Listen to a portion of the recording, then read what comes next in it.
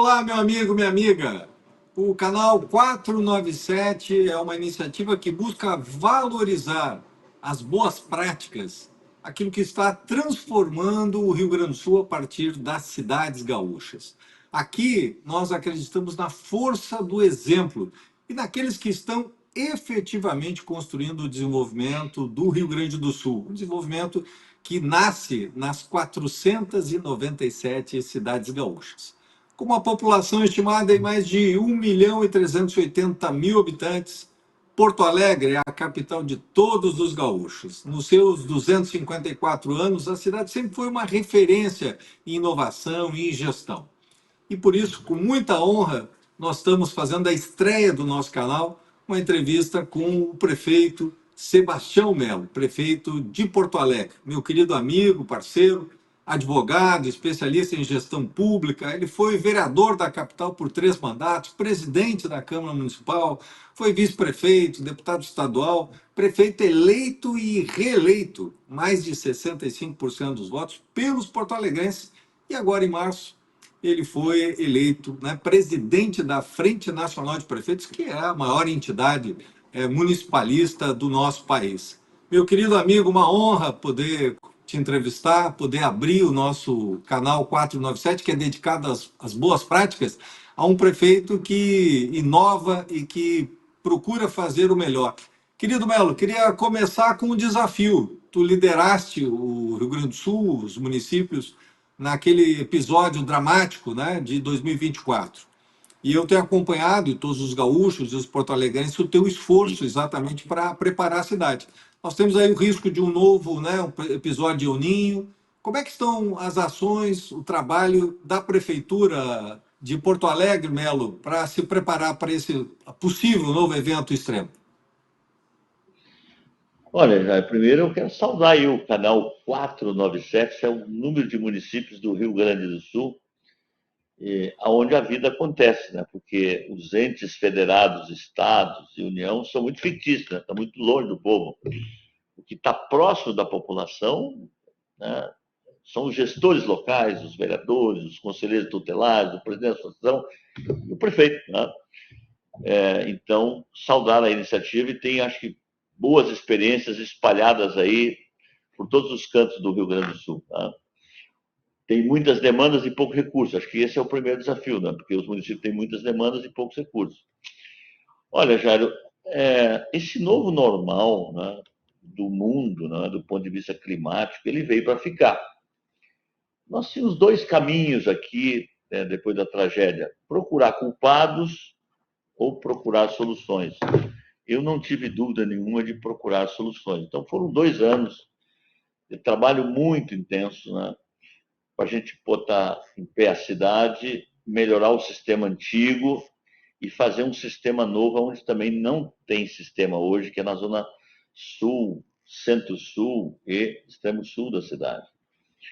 E é claro que é importante dizer que proteção de cheias, e tu foi prefeito de Canoas, aí, grande prefeito, não há proteção de cheias de uma única cidade, é da bacia do Guaíba. Então, tem responsabilidades que são nossas, locais, mas tem responsabilidade do governo do Estado e tem responsabilidade do governo da União. Então, a governança que nós estamos fazendo aqui é nesse sentido. Eu busquei muitos financiamentos, empréstimos nacionais, aí tem também Firesc, aquele fundo que envolve dinheiro federal que foi delegado ao governo do Estado para fazer obras do Bacia do Gravataí.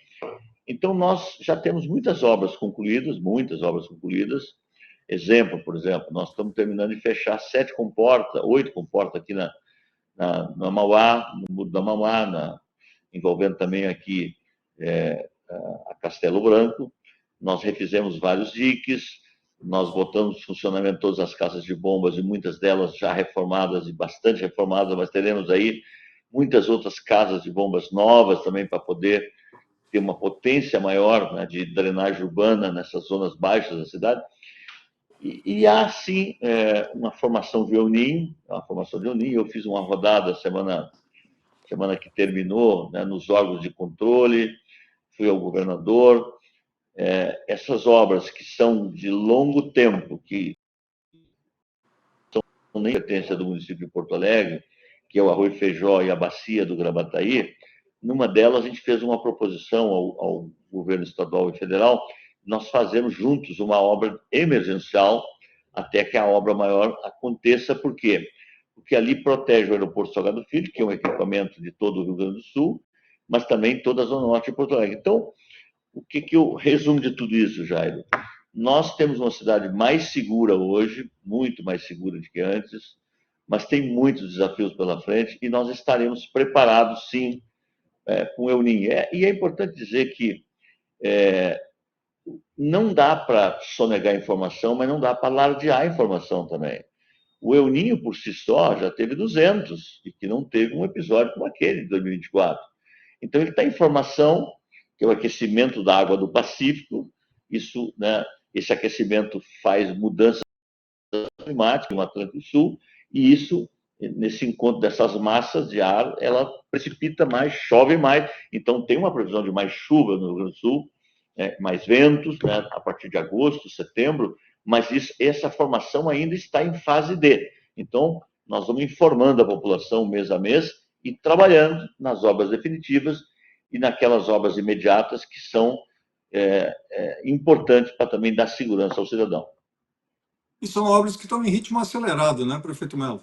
Que eu acompanho aqui, especialmente nessa região, no centro e de Porto Alegre, Castelo Branco, são obras que estão andando em ritmo bem rápido, né, bem célere, né? Nós fizemos uma obra que já terminou um bom tempo, que é o dito dique da Fiergs, que fica ali atrás da Fiergs, para proteger aquela área. Agora, tem uma área ali atrás da Fiergs que depende da obra do Arroio Feijó. Depois tem mais 3 foram feitos também já dentro do Sarandi. E esta obra agora imediata, ela vai dar uma proteção enorme àquela região também. E as casas de bombas, nós temos aí 5 lotes, 3 licitados, 2 faltam, e desses licitados já tem um lote grande que já foi entregue, que é você ter levantado, né, os painéis elétricos, botado barra de proteção, fazendo tamponamento naquilo que entrou água dentro da cidade. Ou seja, tem avanços importantes, mas são 6 bilhões, esses 6 bilhões, quase 3 bilhões vai para a produção de cheias, mas ainda insuficiente para o desafio que tem a cidade. Então, eu volto a dizer, está melhor, e vamos deixar ainda, no final do nosso mandato, uma cidade muito mais segura ainda, não? Prefeito Melo, o senhor tem, o senhor foi vice-prefeito, lhe acompanha, depois como prefeito do seu primeiro mandato, agora reeleito, sempre o senhor teve muita atenção com a educação, né? Como é que estão os seus projetos? Eu sei que há uma preocupação central com a educação de Porto Alegre, ações bastante inovadoras, inclusive com a manutenção de escolas, parceria público-privada. Como o senhor está vendo a educação nesse seu segundo mandato? Olha, Jair, nós temos clareza que o Brasil tem jeito, não dá para dar tempo, mas passa fundamentalmente por uma melhoria da educação, entre outros desafios, né? A educação tem muitas mentes, muitas mãos que tratam dela, né? Aos prefeitos, é a política infantil, não é?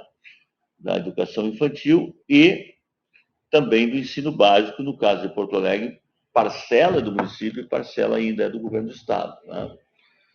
Do ponto de vista do ensino infantil, nós criamos o Porto da Educação, liderado pelo Pascoal, nosso colega prefeito, muito competente, que vem liderando muitas ações dentro do Porto da Educação. Então, muitas atitudes, né, que visa qualificar o professor, o aluno ter conhecimento, né, na idade certa, na série certa, que é um desafio do Brasil. Às vezes deveria estar na 8ª série, está na 7ª, está na 5ª série, está na 6ª série. Ou seja, então tem aí desarranjos enormes. Então nós aumentamos o contraturno, nós criamos uma gratificação, né, para os primeiro e segundo ano de aprendizado, pagar um pouco melhor, desde que haja no contrato de gestão aprendizado de português e matemática, que hoje é um grande desafio desses alunos, não só do Rio Grande do Sul, mas também, né, do Brasil inteiro. Então, são muitas ações. Nós tivemos também assim uma decisão de escolher os diretores por mérito, porque eu acho que um diretor escolhido através, não que nós vamos fazer indicação, todos eles serão de carreiras, mas tem que fazer curso, vem uma lista e nós vamos escolher dentro dessa lista aqueles que estão mais preparados, porque um bom diretor de escola também faz uma diferença na escola, basta ver, às vezes, nota de uma escola e nota de outra escola. Então, a direção da escola faz muita diferença também nisso, né? Bom, e o desafio do infantil é você, né, é você zerar a fila. Nós tínhamos acolhido, né, 6, 7 mil alunos no primeiro mandato, de 0 a 3 e de 3 a 5. Esse ano já se foi mais de 2 mil, esse ano e pouco mais de 2 mil. E o nosso compromisso é de zerar essa fila até o final do nosso mandato. Entendeu? Então, isso também para uma mãe, né, um pai que precisa trabalhar, ter a segurança do filho estar na creche, e a formação cognitiva também de uma criança que vai para a creche, isso está provado, né, que isso também tem um significado muito grande na melhoria da educação. Agora, na semana passada, nós tivemos um outro desafio importante, que foi criar centros multidisciplinares, né, para poder atender a nossa rede dos alunos atípicos, né? Isso vai fazer uma diferença fantástica, porque hoje é muito laudo feito por via de internet, determinando tantas terapias por semana que às vezes nem cabe na vida do aluno.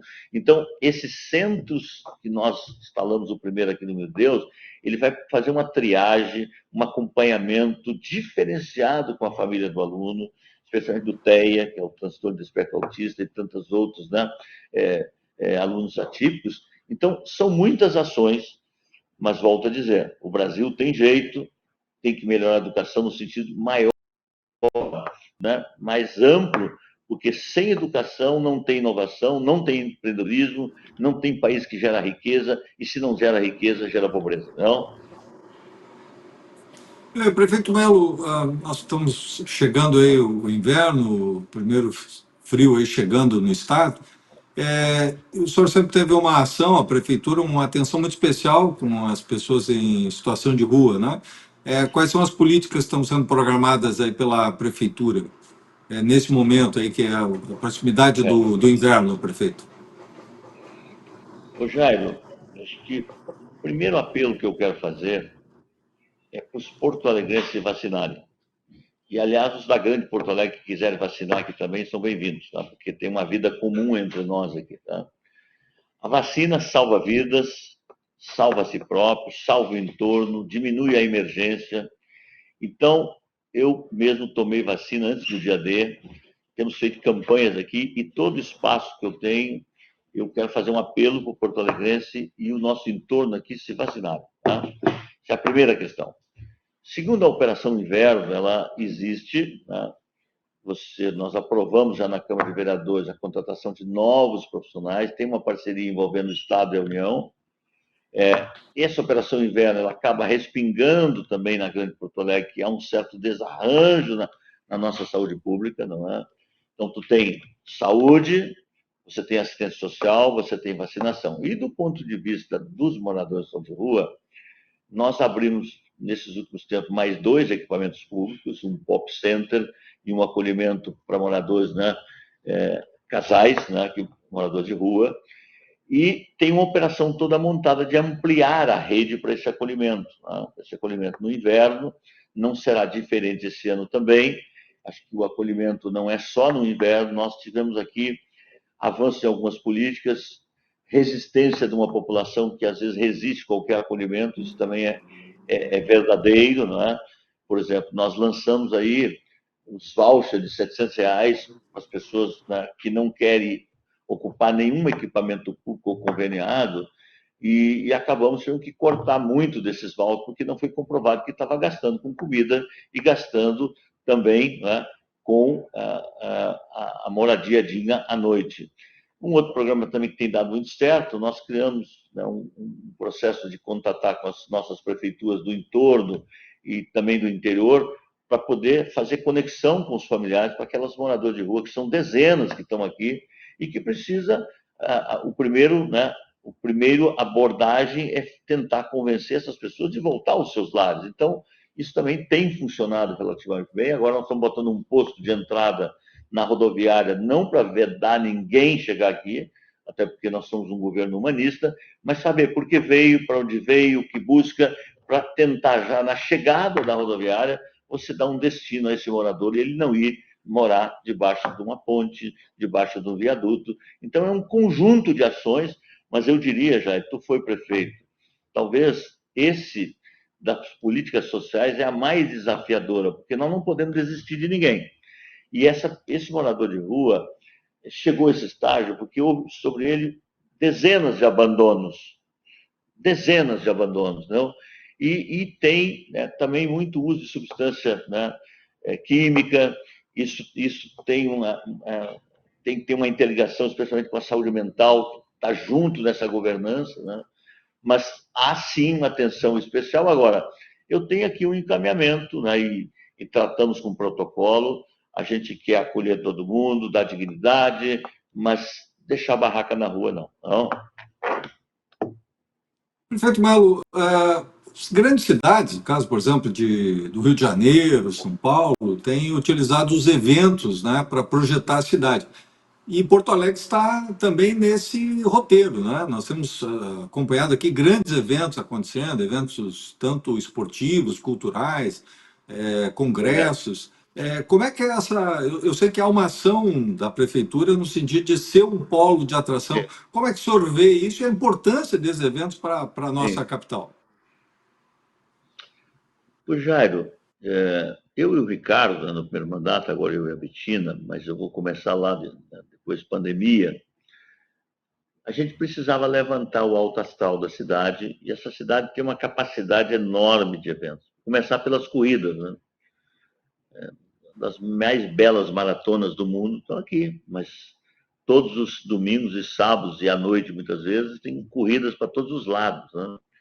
Você tem aqui a maior festa gaúcha, que é a festa, né, 20 de setembro, você tem o Rap Cena, você tem o skate, né, que veio para ficar. Hoje é um campeonato internacional com milhares de jovens que amam e dedicam esse esporte. Você tem o Salto Samba, que recém terminou. Agora abriu uma casa de show também muito, né, qualificada aqui dentro do aeroporto Salgado Filho. Então, o evento, não há evento sem dinheiro, então, público. Então, acho que isso é importante deixar claro, né? Então, todo evento requer do poder público uma participação, tá? Seja do Natal, seja do Expo Churrasco, seja do Paleta Atlântica, tudo isso tem dinheiro, tá? O que nós temos a métrica aqui é de medir o seguinte: o que a gente bota de recurso e o que traz de retorno. Porque os eventos institucionais, esses têm que ficar parteados. Por exemplo, né? O Réveillon é um exemplo disso, o Carnaval é um exemplo disso, tá? Então, são eventos institucionais que tu tem que apartar eles. Agora, tem aqueles eventos que são eventos que atraem público. Por exemplo, o Salt Summit, ele lota a rede hoteleira. E quando ele lota a rede hoteleira, ele também lota os restaurantes, ele também lota os espaços culturais, ele lota a orla. Ou seja, então, esse cidadão que vem, ele consome. E ele tem uma classe média, média alta. Então o evento é, indiscutivelmente, um caminho, né, de uma política pública de gerar renda, porque o aplicativo ganha, o TAC ganha, o contrato provisório de quem vai estar lá no Suzano ganha. Quer dizer, então, é um ganha-ganha. Então, Porto Alegre vem se consolidando como um polo de eventos, especialmente com eventos de negócio também, porque aqui, como tem um hub de saúde muito potentoso, tem um hub de inovação muito forte, então há muitos congressos, muitos encontros também que giram em torno disso. E por mais que a videoconferência é uma realidade, nada substitui um encontro presencial. Então, nós apostamos muito no primeiro mandato e não paramos, mesmo que com toda a enchente, a gente não podia também mandar um recado trocado de dizer, olha, a cidade agora não tem evento. Não, as pessoas precisam ser felizes, né? E o evento também faz com que essa mistura cultural. Agora vem a Copa Feminina, por exemplo. Eu lutei muito para ela vir para cá. E nós vamos ter a Copa Feminina aqui, mais um evento importante que nós vamos ter na nossa cidade, não? Prefeito, o senhor, desde o seu primeiro mandato, o senhor liderou esse debate nacional sobre o transporte, né, o transporte coletivo, né? E mesmo Porto Alegre tem um conjunto de inovações nessa área, né? É uma ação muito forte do seu governo. Como é que o senhor vê hoje, como é que tem avançado nacionalmente esse debate, né? Já que hoje praticamente a prefeitura está bancando, né, o subsídio, está ajudando sem um apoio efetivo das esferas estadual e federal. Pois olha, primeiro, independente do modelo ser socialista, comunista, capitalista, social-democrata, o mundo que deu certo na mobilidade humana é aquele que os governos centrais assumiram infraestrutura, construíram metrôs, VLTs, vários modais, e, evidentemente, integrar esse processo e bota dinheiro para a passagem caber no bolso do cidadão. Esse é o modelo que nunca aconteceu no Brasil, né? Ele tem, digamos assim, localmente algumas iniciativas municipais, tu tem uma lei federal que estabeleceu gratuidade para os 65 mais, mas não veio recurso juntos. E, especialmente pós-pandemia, né, pegando no caso do subsídio, hoje, por exemplo, já, se não tivesse vendido a Carris, se não tivesse, né, feito uma retirada gradativa dos cobradores, que hoje não tem mais, e não botasse os 250 milhões que bota por ano, a passagem estava a R$8. Então, ela é 5,30, e por isso que tem que botar dinheiro público. O que está errado é o governo federal não botar, e o que está errado é o governo estadual não botar. E o que está errado, Jair, é não ter integração. Não pode. Uma região metropolitana que tem 4 mil habitantes, que tem ônibus que sai de Novo Hamburgo, às vezes com a metade da lotação, que passa por São Leopoldo vazio, que passa por Sapucaia, que passa por Esteio, que passa pela Joaquim da Canoas e entra em Porto Alegre com 7 passageiros e não pode pegar porque não tem integração. Então, isso é uma vergonha, né? Para não dizer outro nome, vergonha. Né? E essa política é comandada pelo governo do Estado. E aí não estou fazendo crítica ao atual governador, todos que passaram do Pedro Simão até agora, todos disseram que iam enfrentar esse tema e acabaram não enfrentando, entendeu? Então, eu espero que o próximo gestor do Piratini saia do papel e que tenha, né? Agora, do ponto de vista nacional, o que, que nós temos lá? Né? Existe uma lei que vem já de trás e que tramitou no Congresso Nacional e que agora está na Câmara para ser votada, chamada Marco Regulatório do Transporte Urbano. Esta lei, ela desenha um modelo, né, para que os estados e a União possam ter recursos que hoje não botam. E ela desenha ali algumas fontes, porque se você disser o seguinte, olha, passar de graça, ninguém é contra. Agora eu quero saber o seguinte, quem é que vai pagar a conta, né? Vai aumentar imposto para ter passagem de graça? Não, não dá, né? Então, vamos usar o pré-sal para pagar a passagem de graça? Então, esse debate, aliás, está no Congresso, além do marco regulatório, que é o modelo, né, para desenhar um modelo tripartite, triplo SUS, seria o SUS do transporte, mas também tem o debate da tarifa zero, que eu sinto, somos favorável. Agora eu quero saber quem é que vai pagar a conta, não é? Porque essa conta é bilionária e essa conta não tem como tirar da saúde, tirar da educação, tirar do tapa-buraco, tirar do morador em situação de rua e tirar de tantas outras coisas públicas. Então, esse é um tema muito mal concebido, por quê?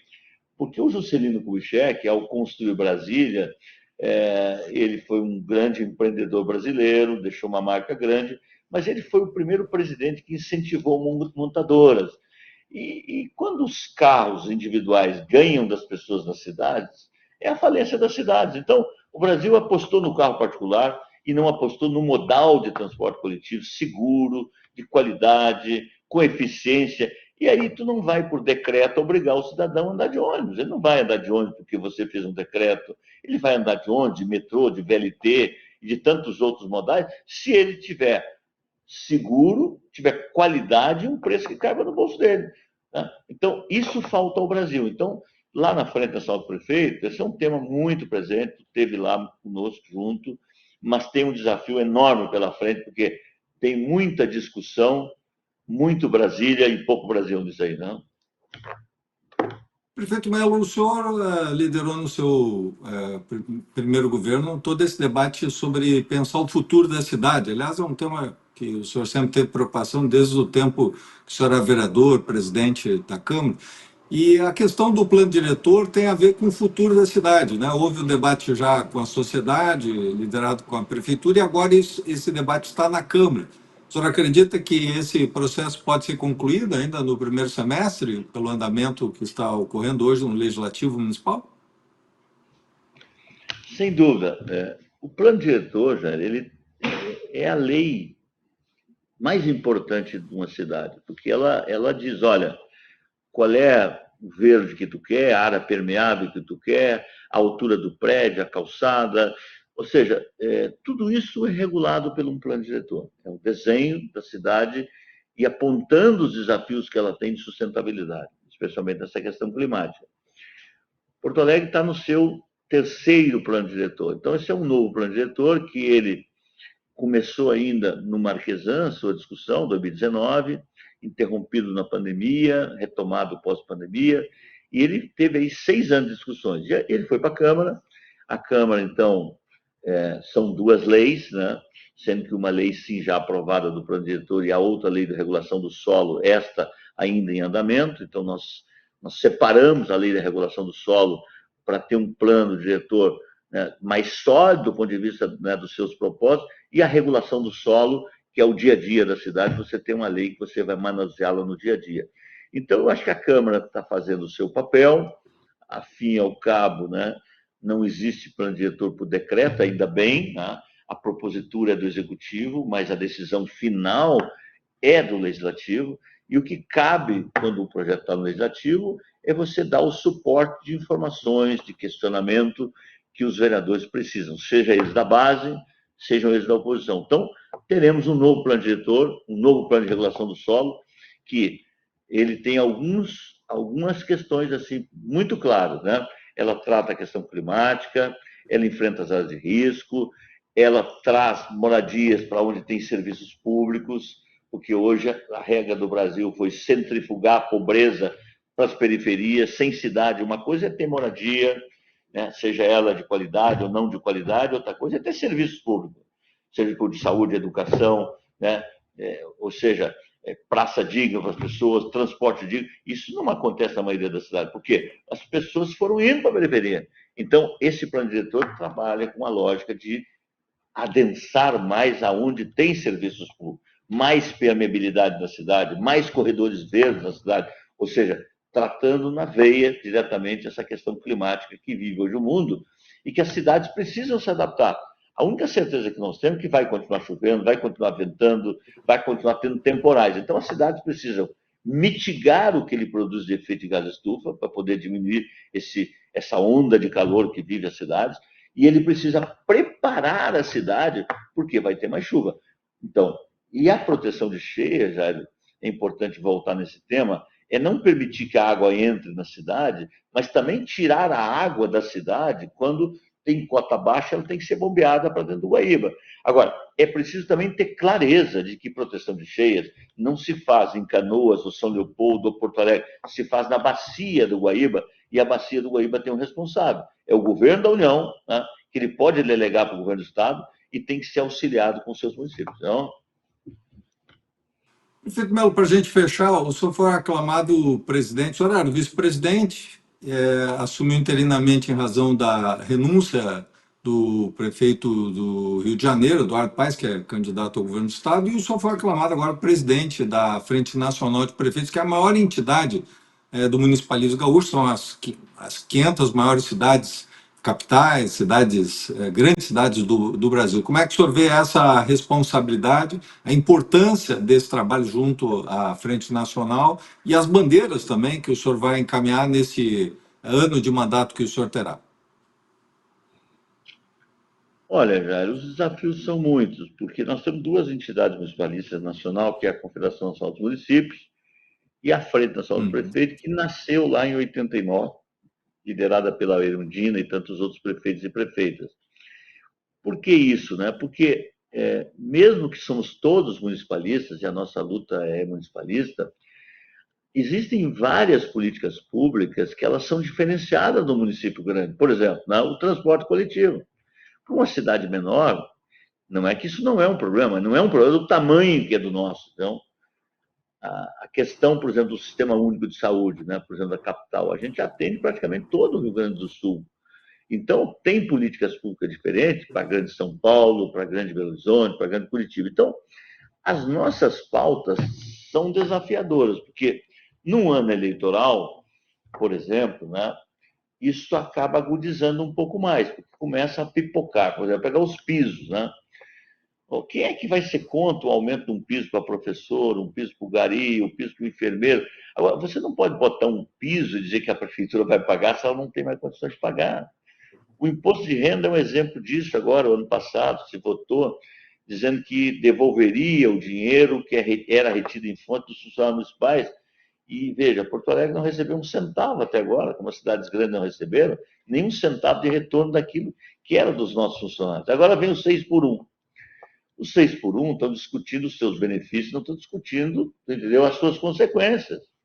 E uma das consequências do 6 por 1, num estudo ainda bastante preliminar que contratamos pela frente, tem um rombo de 30 bilhões de reais nos contratos terceirizados das prefeituras, porque se tu tem corte de grama, se tu tem poda de árvore, se tu tem asfalto, se tu tem tapa-buracos, se tu tem postos de guarda, se tu tem saúde, tudo terceirizado, significa que eles foram contratados numa LOA, que é a lei do orçamento, que foi contratada dentro da diretriz, né, do PPA, que é o plano plurianual, num critério. Então, se você quiser manter esse serviço mudando a regra do jogo trabalhista, o contratado, né, vai dizer, olha, prefeito, eu topo, mas o senhor tem que pagar mais um aditivo aqui. Então, isso tudo são pautas que estão hoje no Congresso Nacional, subfinanciamento dos municípios, a questão do transporte, entendeu?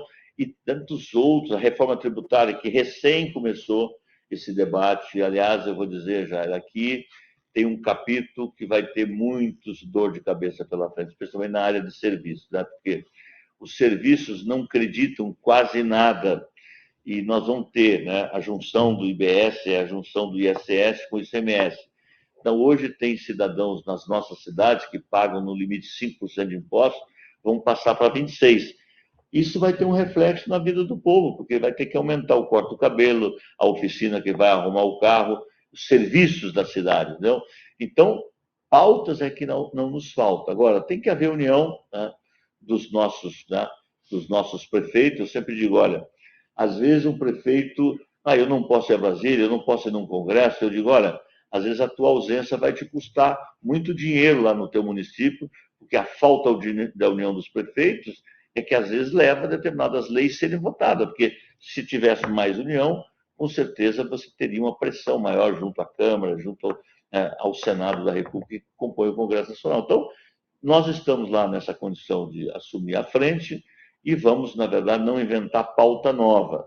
O que nós vamos lá por exemplo, qualificar essas pautas. Eu propus lá e foi acolhido, por exemplo, um debate dos presidenciáveis, liderado pela frente, exatamente com as pautas municipalistas que estão, né, esteadas aí para a próxima eleição, para ouvir cada presidente que vai concorrer na eleição, para saber deles quais são os compromissos com os municípios. Porque, na verdade, nesses últimos 30 anos, o que aconteceu foi transferência de responsabilidades de políticas públicas e o dinheiro não acompanhou. Então, em linguagem bem popular, os gestores do Brasil estão esgualepados. Ou seja, eu tiro São Paulo, que é um orçamento diferenciado, não dá para botar nesse rol, mas tirando São Paulo, eu não conheço nenhuma prefeitura que tenha hoje qualquer gordura para poder implementar uma nova política pública. Está sempre cortando despesa que nem unha todo dia para tentar tapar furo aqui e acolá. E no caso do Rio Grande do Sul, e no caso especialmente da Grande Porto Alegre, na capital, nós tivemos, né, essa questão da enchente que bateu fortemente no nosso caixa e nós estamos no vermelho desde 2025, 24, 25, estamos em 26, ainda continuando no 26 em vermelho. Estamos trabalhando muito para chegar a um equilíbrio, para entregar uma prefeitura equilibrada no final de 2028. Não? Quero agradecer a presença, a participação do meu querido amigo, o prefeito Sebastião Melo, que, sem dúvida, é um dos maiores nomes do municipalismo brasileiro. Querido Melo, muito obrigado pela tua participação, pela estreia no nosso canal 497. Muito obrigado, meu amigo.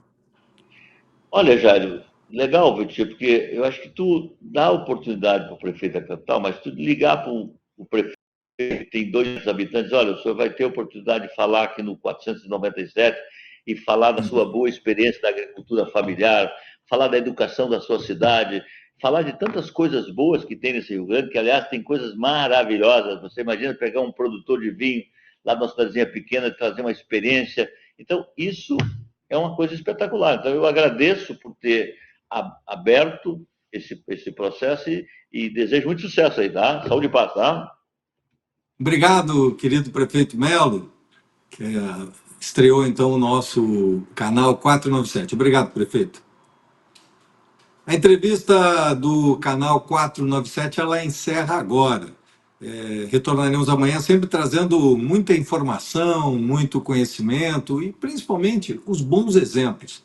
Estas iniciativas transformadoras que estão ocorrendo em todo o Rio Grande do Sul e que têm como palco os nossos municípios. É isso que nós queremos, valorizar as cidades, valorizar o exemplo e as políticas transformadoras e inovadoras que estão ocorrendo. Eu te espero amanhã no nosso canal 497. Até lá!